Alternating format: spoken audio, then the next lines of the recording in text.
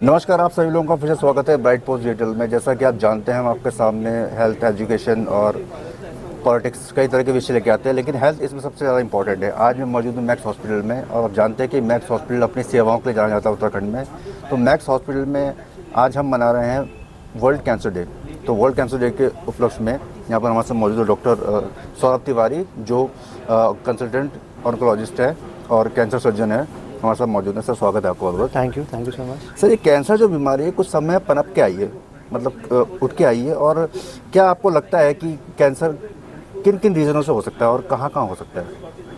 Cancer जो है शरीर के किसी भी अंग में हो सकता है, और पनपने की बात मतलब कैंसर पहले भी था, बट अभी इसके केसेस बढ़ रहे हैं। उसके दो कारण हैं। एक तो पॉपुलेशन बढ़ेगी तो एक नंबर्स तो वैसे भी बढ़ेंगे, बट अदरवाइज भी ओवरऑल जो है एब्सोल्यूट नंबर्स भी इंक्रीज हो रहे हैं। उसका एक मुख्य कारण अगर हम कहें तो वो है जीवन शैली। जो लाइफस्टाइल चेंजेस हुए हैं पिछले 15-20 साल में, अगर आप देख रहे हैं तो वो एक मुख्य कारण है। उसमें हमारी डाइट हो गई, हमारा खान पान, एक्सरसाइज कम करना, स्ट्रेस लेवल्स, ये सारी चीज़ें कहीं ना कहीं रिस्पॉन्सिबल है। तो बाज़ार में मिलने वाली मैक्सिमम चीज़ें जो हैं हम खा रहे हैं, उसमें कहीं ना कहीं मिलावट है, तो ये किसी ना किसी तरह से रिस्पॉन्सिबल है। उसके अलावा एयर पॉल्यूशन भी बहुत बढ़ गया है, तो ये भी एक कारण हो सकता है। सर, जो बेसिकली आज के डेट में आपकी ओपीडीज में जो कैंसर पेशेंट्स आते हैं, अमूमन किस प्रकार के सबसे कॉमन पाए जाते हैं? तो कैंसर्स तो हमारे यहाँ सभी प्रकार के आ रहे हैं, लेकिन सबसे कॉमन जो अगर हम कहें तो ब्रेस्ट कैंसर बहुत कॉमन है, क्योंकि ये लीडिंग कॉज है फीमेल्स में ब्रेस्ट कैंसर का, इंडिया में भी और वर्ल्ड में भी। उसके अलावा ओवेरियन कैंसर भी बहुत आ रहे हैं, और कोलोरेक्टल कैंसर भी बहुत बढ़ गए हैं, जिसमें कोलोरेक्टल का मतलब होता है बड़ी आंत का, और रेक्टम का कैंसर, ठीक है। और उत्तराखंड स्पेसिफिकली जो है यहाँ पे ईसोफेगस यानी फूड पाइप का कैंसर, स्टमक कैंसर भी काफ़ी कॉमनली पाया जाता है यहाँ पे। तो सर, इनका इलाज संभव है क्या आज की तारीख में, जो 2026 में काफ़ी मॉडर्न हो गया साइंस? जी, बिल्कुल। तो देखिए, पहले से अगर कंपेयर करें तो ट्रीटमेंट मोडालिटीज़ बहुत बढ़िया हो गई हैं। मेडिकल साइंस ने बहुत तरक्की की है। तो आज हम उस समय के बारे में नहीं सोच सकते हैं। 20 साल पहले कैंसर डिटेक्ट होता था तो लोगों को लगता था ये तो प्राणघातक है, एक डेथ सेंटेंस है, कुछ नहीं हो सकता। ऐसा नहीं है। आज की डेट में इवन स्टेज 4 कैंसर्स, बहुत सारे स्टेज 4 कैंसर को पूरी तरह क्योर किया जा सकता है। स्टेज 1 और 2 कैंसर्स तो बहुत सारे हैं, जिसमें मेनली ब्रेस्ट कैंसर हो गया, कोलोरेक्टल कैंसर हो गया, तो स्टेज 1 और 2 में भी क्योर हो जाते हैं ये। और स्टेज 4 जैसे मैंने बताया, तो इसमें भी कुछ कैंसर्स हैं, कोलोरेक्टल कैंसर्स हो गए, कुछ ब्रेस्ट कैंसर्स हो गए, ये क्योर हो सकते हैं। अब मैं बात करूँ क्या तरक्की हुई है, तो सर्जरी में बहुत एडवांसेस हुए हैं, कीमोथेरेपी में बहुत एडवांसेस हुए हैं, रेडिएशन में भी हुए हैं। सर्जरी की बात करें तो सर्जरी में जो एडवांसेस हैं, मेनली वो सर्जरी मिनिमली इन्वेजिव हो गई है। पहले बहुत बड़ा चीरा लगाना पड़ता था, ठीक है। पहले हमारी उतनी नॉलेज भी नहीं थी कैंसर के बारे में। अभी मिनिमली इन्वेजिव सर्जरी का ज़माना है। मिनिमली इन्वेजिव मतलब दूरबीन से सर्जरी की जाती है। उसमें दो तरीके होते हैं, एक लैप्रोस्कोपिक और एक रोबोटिक। तो ये दोनों टेक्निक्स हैं हमारे पास हैं। मैक्स देहरादून में हम लोग कर रहे हैं। बहुत सारे कैंसर्स हैं जिनकी सर्जरी हम दूरबीन से कर रहे हैं। ईसोफेगस कैंसर हो गया, कोलन कैंसर, रेक्टम कैंसर, तो रोबोट से भी कर रहे हैं, मिनिमली इन्वेजिव लैप्रोस्कोपिक से भी कर रहे हैं। तो ये एडवांसेस हैं। इसमें रिकवरी बहुत फास्ट होती है, पेन कम होता है, पेशेंट 5 से 7 दिन के अंदर डिस्चार्ज हो जाता है, इन्फेक्शन के चांसेस बहुत कम होते हैं। तो ये सारे फ़ायदे हैं। अगर कीमोथेरेपी की बात करें, कीमोथेरेपी में हमारे पास टारगेटेड थेरेपी, इम्यूनोथेरेपी, ये कुछ थेरेपीज़ जो आई हैं, इसमें बहुत इनोवेशन है। इसमें फ़ायदा ये है कि साइड इफ़ेक्ट्स कम हो जाते हैं, और जो पेशेंट को फ़ायदा हो रहा है, कैंसर ख़त्म होने के चांसेस बहुत ज़्यादा हैं। फिर रेडिएशन थेरेपी भी बहुत स्पेसिफिक हो गई है। जिस एरिया में देना है, उस एरिया में बहुत स्पेसिफिकली टारगेट करके उस कैंसर सेल को ख़त्म किया जा सकता है। तो ओवरऑल बहुत एडवांसमेंट्स हुए हैं मेडिकल फील्ड में, जिसकी वजह से आउटकम बहुत इंप्रूव हुआ है पेशेंट्स का। सर, मैक्स हॉस्पिटल जैसे जाना जाता है कि उत्तराखंड का बेस्ट हॉस्पिटल माना जाता है, जी। इसमें क्या क्या अभी सुविधाएं उपलब्ध है और कैसे पेशेंट यहाँ पर आ सकते हैं? लाइक जैसे आप कहते हैं इंस्ट्रूमेंट्स हमारे पास हैं, रोबोटिक सर्जरी हमारे पास है, तो क्या क्या फैसिलिटीज़ यहाँ पर आप प्रोवाइड कराते हैं कैंसर पेशेंट को? तो अगर कैंसर की केवल बात करें तो हमारे पास मेडिकल ऑन्कोलॉजी और सर्जिकल ऑन्कोलॉजी पूरी तरह से उपलब्ध है। सर्जिकल ऑन्कोलॉजी में मैं जो सर्जरीज कर रहा हूँ, वो मैंने आपको बताया कि लैप्रोस्कोपिक यानी दूरबीन द्वारा हम कर रहे हैं। रोबोट हमारे पास है देहरादून में। फिलहाल अभी कहीं और रोबोट नहीं अवेलेबल है, सिर्फ मैक्स के पास? जी, सिर्फ मैक्स में ही अवेलेबल है। तो हम रोबोटिक कैंसर सर्जरीज कर रहे हैं यहाँ पे।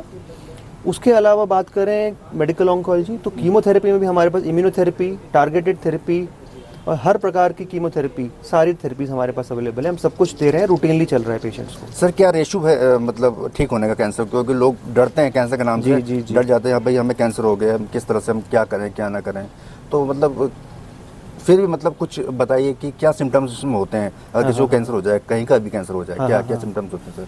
जी, तो इसमें वार्निंग साइंस होते हैं कुछ, जिसको समझना बहुत ज़रूरी है, क्योंकि कैंसर बता के नहीं आएगा। कुछ नॉर्मल से सिम्टम्स ही होते हैं, वार्निंग साइंस होते हैं, जिसके बारे में समझ के हमें सतर्क हो जाना चाहिए और डॉक्टर से सलाह करनी चाहिए। उसमें जो मेन है गांठ होना, अगर ब्रेस्ट में कहीं पे गांठ है, शरीर में कहीं और गांठ है जो कि लगातार बढ़ती जा रही है, तो ये कैंसर का संकेत हो सकता है। उसके अलावा कहीं से अनियमित रक्तस्राव हो रहा है, मतलब ब्लीडिंग हो रही है, वो ब्लीडिंग लैट्रिन के रास्ते हो सकती है, जिस केस में कोलोरेक्टल कैंसर हो सकता है। उल्टी में हो सकती है, जिस केस में वो स्टमक का कैंसर हो सकता है। बलगम में आ सकती है, जिस केस में लंग का कैंसर हो सकता है। ठीक है, ये हो गए। शरीर में किसी भी जगह पे कोई गांठ बनी, ये संकेत हो सकता है। फिर मुंह में छाला बनता है अगर, तो नॉर्मली छाला बहुत लोगों को बनता है लेकिन 2-4-5 दिन में ठीक हो जाता है। अगर कोई ऐसा छाला है जो कि साइज में बढ़ते जा रहा है, जीभ में, मुंह के अंदर साइज में बढ़ते जा रहा है, ठीक है, तो ये कैंसर का संकेत हो सकता है। उसके अलावा weight loss, unexplained weight loss, ठीक है, जिसमें पेशेंट ने, इंसान ने कोई मेहनत नहीं की है, एक्सरसाइज नहीं किया, खाना कम नहीं किया, फिर भी वेट लॉस हो रहा है, ठीक है, और भूख कम लग रही है, तो ये भी एक चिंता का विषय है। एक बहुत इंपॉर्टेंट चीज़ है कि पेशेंट को लगता है कि दर्द नहीं है तो फिर कुछ नहीं होगा, ठीक है, बड़ी गांठ होती है, पेशेंट बोलता है लेकिन मुझे दर्द नहीं है। तो इंपॉर्टेंट चीज़ ये जानना बहुत ज़रूरी है कि मैक्सिमम कैंसर्स में अर्ली स्टेजेस में दर्द नहीं होता है। ज़्यादातर दर्द तब होता है जब कैंसर एडवांस हो जाता है और आसपास की नसों को इन्वॉल्व कर लेता है। मतलब जितनी जल्दी मतलब पता चल जाए तो उतना बेहतर इलाज उनको मिल सकता है। बिल्कुल बिल्कुल। सर क्या सबसे रेशो, ज़रूरी चीज़ मैक्स वही हॉस्पिटल है। का क्या रेशो है कैंसर में, जो पेशेंट आपके पास है आपने ट्रीट किया 100% ठीक होके गए हैं? बिल्कुल, बहुत हमारे यहाँ मैक्सिमम पेशेंट जो आ रहे हैं वो अर्ली स्टेज वाले आ रहे हैं, खासकर ब्रेस्ट कैंसर में। बाकी कैंसर में एडवांस स्टेज वाले आ रहे हैं, लेकिन ब्रेस्ट कैंसर में अच्छी बात है क्योंकि हमारे यहाँ जागरूकता बहुत अच्छी से हुई है। पिछले 10 साल में ब्रेस्ट कैंसर के विषय में जागरूकता काफ़ी हुई है, तो इसलिए ब्रेस्ट कैंसर में हमारे पास अर्ली स्टेज आ रहे हैं और पूरी तरह क्योर हो रहे हैं। हमारे पास अभी कई सालों के सर्वाइवर्स होते हैं, हम लोग मीटिंग भी करते हैं तो हमें सर्वाइवर्स मिलते हैं। बाकी सभी जो पेट के कैंसर्स हैं उसमें यूजुअली डायग्नोसिस इतनी जल्दी नहीं हो पाती है, तो उसमें एडवांस स्टेज भी आ रहे हैं। तो जैसे मैं बात करूं स्टेज 4 कैंसर की भी, तो यहाँ पे 3 साल पहले एक कोलोन कैंसर स्टेज 4 हमने ट्रीट किया था, वो पेशेंट आज भी ठीक है, ठीक है, लिवर में उनकी गांठ चली गई थी तो मतलब स्टेज 4 था, तो वो आज भी जीवित हैं, एकदम नॉर्मल लाइफ जी रही हैं। और इस तरह के और भी पेशेंट हैं स्टेज 3 और 4 के, जिनको अच्छी लाइफस्टाइल मिली, नॉर्मल हो गए, अपनी लाइफ नॉर्मली जी रहे हैं और पूरी तरह से ठीक भी हो गए हैं। सर थोड़ा सा जनता को भी बताइए जो मैं देख रहे हैं कि आपकी ओपीडी टाइमिंग्स क्या है और कब कब अवेलेबल मिलते हैं यहाँ?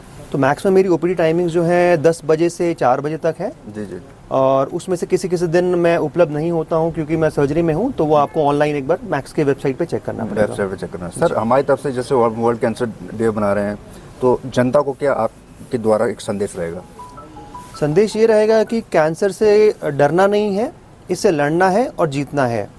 और दूसरी चीज़ है अर्ली डिटेक्शन सेव्स लाइफ, सबसे इंपॉर्टेंट चीज़ यही है। तो कोई सिम्टम जो मैंने आपको बताए, वार्निंग साइन अगर होता है कुछ भी आप में, आपके किसी रिश्तेदार में या आप किसी को जानते हैं, तो तुरंत किसी ना किसी स्पेशलिस्ट को दिखाएं, देरी ना करें। और जितनी जल्दी मालूम चलता है, बीमारी पता चलती है, वो मैक्सिमम चांसेस है कि वो पूरी तरह क्योर हो जाएगी।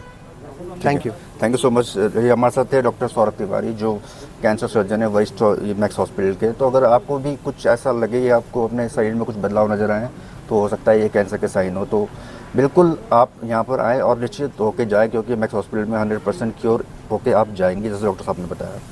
तो जुड़ा रहिए हमारे साथ, हमें कमेंट करके बताएं कि क्या आपकी है कुछ अगर कुछ क्वेरी भी है तो आप हमें कमेंट कर सकते हैं या हमें मेल कर सकते हैं। तो जुड़े रहिए हमारे साथ, देखते रहिए ब्राइट पोस्ट डिजिटल। आगे और मिलेंगे हेल्थ के टॉपिक्स के साथ।